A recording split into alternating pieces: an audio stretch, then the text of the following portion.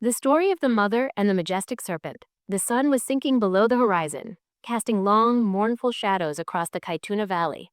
Under the ancient, gnarled branches of a pohutukawa tree, an old woman named Mir sat, her breathing ragged and her eyes filled with tears. She was blind in one eye, and the other saw only a faint, blurry world. This mother, who had poured her heart and soul into raising her son, now found herself cast out of her home, a lonely wanderer, thanks to his cruelty. The very boy she had nourished with her own blood and sweat had destroyed her peace. Mir trembled with cold and fear, a small bottle of milk in her hand, given to her by a kind traveler. As she was about to drink the milk to soothe her hunger, she heard a sudden rustle in the undergrowth. Her heart leapt into her throat. Her one good eye widened. She saw a large taniwa, a mythical water serpent in Maori mythology, slithering towards her, covered in wounds and blood. Behind it, a pehea, a European New Zealander hunter, was chasing it, his snare pole ready. But fate had other plans. The taniwa managed to escape the hunter's grasp and quickly sought refuge in Mir's tattered cloak. Mir held her breath, her body shaking. But in that moment, a miracle happened. The taniwa spoke in a human voice. "Mama, don't be afraid. I won't harm you. My enemy is chasing me, and I am wounded. Will you protect me?" Mir was stunned. Could this creature truly speak? Her heart softened, and her eyes welled up with tears. With trembling hands, she hid the taniwa in her cloak. Moments later, the hunter arrived and said, "Old woman, did you see a taniwa pass this way?" Mir replied in a quivering voice, "No, son. I saw nothing." The hunter turned and went another way. The taniwa emerged from the cloak and said, "Mama, you have saved my life. I will never forget this kindness as long as I live. But why are you crying? Tell me, how can I help you?" Hearing this, Mir's tears flowed like a river. In a voice filled with pain, she began her story. "When my son was still in my womb, my husband died. My in-laws drove me out of the house, afraid I would claim a share of the land. I lived alone and was a homeless woman. Then, a wealthy man from the village took pity on me, allowing me to work in his home and giving me a small cottage. Days passed, and my son, Aroha, was born. He was a piece of my heart and the light of my eyes. With him, I felt alive again. But destiny had a different plan. One day, as I was returning from work with my little boy, a strong gust of wind blew a branch off a rata tree, and it fell on my son. He lost his innocent eye. In that moment, I felt my heart being ripped apart. I thought to myself, when my son grows up, people will mock him because of his one eye. I couldn't bear the thought of this humiliation. My only wish was for him to get an education and become a respectable man. I rushed him to the doctor. After the examination, the doctor said his sight was lost forever, but a prosthetic eye could be fitted if we had the money. I said to the doctor, my voice trembling, "Doctor, I have 2 eyes. Take one of mine and give it to my son. I am ready to live in the dark, but I cannot bear to see my son with one eye." The doctor looked at me and said, "Mir, you are too frail. Removing an eye could be fatal for you, but a mother's heart is not guided by logic." I pleaded, begged, and cried. I told him, "Doctor, take my life, but give my son back his sight. I have 2 eyes. Take one and give it to him. I will live in my world of darkness, but I don't want my son to be incomplete." In the end, the doctor agreed. He removed my eye and gave my son new light. Aroha became healthy and went to school. I also got a job as a cleaner at the same school, and I would watch my son from a distance, which filled my heart with peace. But unfortunately, my son began to hate me because he saw that I only had one eye. He was young, but his heart was filled with cruelty. He refused to acknowledge me as his mother in front of his schoolmates. He would say, "If you tell my friends you're my mother, you'll be dead to me." My heart broke, but I remained silent. As he grew, his hatred for me grew stronger. He never sat with me for lunch. He would say, "Mom, the sight of your face is disgusting. God made you so ugly that I can't eat with you or even look at you." I would cry and say, "Son, come and have a bite with me. It will warm my heart." But he would throw the food away in anger if I sat beside him. My heart wanted to embrace him and ease his troubles, but his hatred was stronger than my love. When he became a young man, he fell in with bad friends. He started smoking, doing drugs, and doing all sorts of bad things. One day, I was struck with a high fever and couldn't go to work. I wished in my heart that my son would come and bring me some medicine, but he didn't come that night or the next day. My heart was aching. I went out and went to his friends and asked, "Guys, have you seen my son Aroha? He hasn't come home since yesterday." They laughed sarcastically and said, "Mir, are you really his mother? He says he has no connection to you." I felt as if a mountain had fallen on my chest, but I held on. When evening came, my son returned, not with compassion, but as a disaster. He took a stick and beat me with it as I shivered with fever, until my body was swollen. I fell, crying, and said, "Son, what did I do wrong? What is my sin?" He screamed in my face, "Why did you go to my friends? They mocked me. Now everyone says I'm your son. You've humiliated me. You won't die, nor will you leave me alone. It's better that I leave this house. I fell at his feet and said, son, don't go. If you leave me, I will die a living death. I swear I won't tell anyone you're my son. Just stay close to me. That's all I need to live. After that, his behavior became normal. He would disappear for days, 5 days, 10 days, and sometimes he would return after months. I dreamt that he would get married and change. Perhaps when his wife came, the house would be filled with light, and his heart would soften. But God had another plan. A full month passed. When my son returned, he wasn't alone. He had a bride with him. I looked at her in surprise. My son said, laughing, "What's wrong, Mom? Why are you staring like that?" I was in shock. He said, "She's my wife." I got married. My heart shattered. How I had dreamt of my son's marriage. But he hadn't told me or consulted me. I thought to myself, it's okay. The important thing is that my son will be with me now. But I didn't know that his wife would be crueler than my son. With her first look, she gave me a contemptuous glance and went to her room. I began to serve them in silence. When my son went to work, his wife would order me, rub my feet, put on some oil, cook for me, bring me tea. I did everything despite my exhaustion, but she was never satisfied. Sometimes, my son and his wife would eat out, and I would go to bed hungry. Patience became my only companion. Then came the happy news. His wife was pregnant. My son was very happy and said to me, "Mom, take good care of my wife. Don't let her feel any lack." I nodded and said, "Don't worry, son." My son traveled for work. The burden of caring for his wife fell entirely on me. She would say, "What are you waiting for? Hurry up and make the food, put a lot of milk in the tea," because my blood pressure is low. I would serve her even when I was sick, making her tea and food. One night, his wife was relaxed, and I was rubbing her feet. I was so tired that I fell asleep, and my head fell onto her belly. It felt as if she was on fire. She pushed me so hard that I fell to the ground. I pleaded with her. "My daughter, it wasn't intentional. Forgive me." But she became even angrier. At that moment, my son returned home. His wife told him a false story. My son screamed, "You tried to harm my baby. You have always been my enemy. It's best you leave this house." I fell to my son's trembling feet and said, "Son, where will I go? I am an old woman." But his eyes were filled with rage. He said, "Go wherever you want, but leave me to live in peace." I packed my bag, took my stick, and said, "Son, hug me one last time.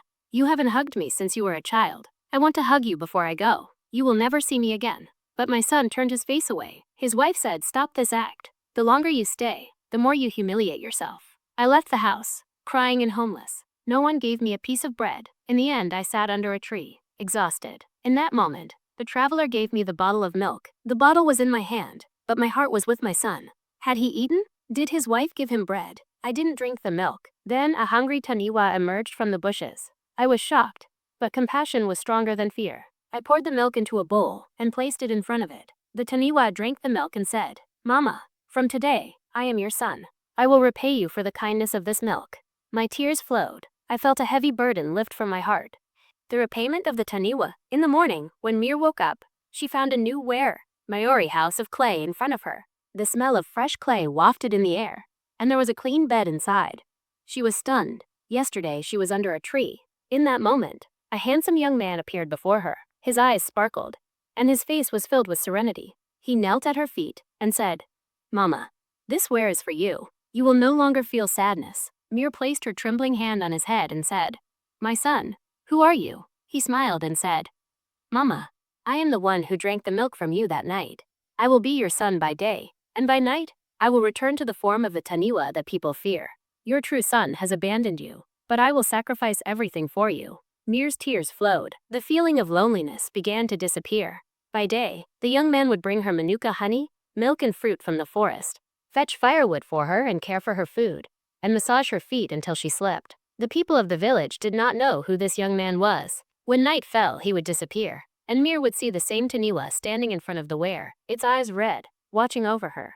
Time passed. Mir felt she had found her true son. Not a son of blood, but a son of loyalty. But the taniwa's heart was still simmering. He said to her, "Mama, when your son's wife gives birth, I will strike my first blow. I will steal their happiness." Mir trembled and said, "My son, punish them, but don't harm them. They are my blood." The taniwa smiled and said, "I won't harm them, but I will make them feel the pain you felt." A few days later, Mir's son's wife gave birth to a baby. The house was filled with happiness, but in the whaea in the forest, the young man's eyes were dark. That night, he left the whaea. In the blink of an eye, his form changed into a fearsome taniwa. He slithered into the village, entered through the window of the son's house, and reached the baby's bed. His cold tongue touched the baby's cheek, and the baby laughed. The taniwa slowly picked him up and vanished into the darkness. When the son's wife woke up, she found the bed empty. She screamed a scream that shook the village. People gathered and said it was a curse, or the work of a demon, but no one knew the truth. In the whaea in the forest, the baby was laughing in Mir's lap. The young man smiled and said, "Mama, this is your grandchild now. He is the happiness of your heart, and this is just the beginning." Mir cried and said, "My son, have mercy on them." The young man's eyes turned red, and he said, "Mercy exists where there is a heart. They had no mercy. Now I will take their happiness to repay you for the kindness of the milk I drank." Time passed. The son's wife gave birth to another baby. Happiness returned to the house, but fear still haunted them. That night, there were guards in front of the house, and the son was awake, but no one could stop the taniwa. In the whaea, Mir sat with her new grandchild. The young man said, "Mama, this is the second blow." Mir raised her trembling hands and said, "Don't harm them." He smiled and said, "I won't harm them, but I will break their pride." In an instant, he disappeared. He came out of the forest, and his true form returned, a fearsome taniwa, its eyes burning like embers, and sparks of venom glistening on its body. It slithered towards the son's house, without a sound or a trace. When it entered through the window, the baby's crying stopped. The son's wife slept and felt nothing. The taniwa reached the bed. Its cold tongue touched the baby's cheek, and the baby smiled as if it knew him. In the next moment, it picked him up and vanished. The son's wife woke up and found the bed empty. She screamed a scream that tore through the night. Her husband ran to her. They searched for the baby like mad people. People gathered. Someone said a demon took him. Another said, "It's a curse," but no one knew the truth. In the whaea in the forest, the baby was laughing in Mir's lap. Her tears were falling. The young man stood in front of her, his face calm and his eyes stern. He said, "Mama, the second blow is done. 3 more children are on the way." Mir trembled. "My son, don't harm them." The young man's voice became deeper. "I will not shed blood, but I will steal their happiness. This is how I will repay you for the kindness of the milk I drank." From that night on, fear dominated the village. Every time the son's wife gave birth to a baby, it would disappear at night. The 5 children disappeared one after the other. Neither guards nor locks nor prayers were of any use. Only darkness, the sound of rustling, and that terrifying blow. Now the son's wife's patience collapsed. She would sometimes laugh, and sometimes she would scream on the ground. People began to call her crazy. Her husband's pride was shattered, but the truth was still hidden. In the midst of this despair, a wise old kaumatua, Maori elder, passed through the village. He saw the son's wife crying on the ground. He asked her gently, "My daughter, why are you crying?" She fell at his feet and said, "Sir, where are my 5 children? Are they alive or dead?" The man stroked her head and said, "My daughter, your children are not dead. They are alive. A demon did not steal them." Every time, a taniwa came and took them to a whaea in the forest. They are safe there. The son's wife's body trembled. But why did the taniwa take my children? There was a deep secret in the man's eyes. This is the consequence of your actions. Now your test begins. Your path is the forest, and the truth awaits you there. The son's wife screamed, "I want my children, even if it costs me my life." The man said calmly, "I will show you the way, but the confrontation will be yours alone."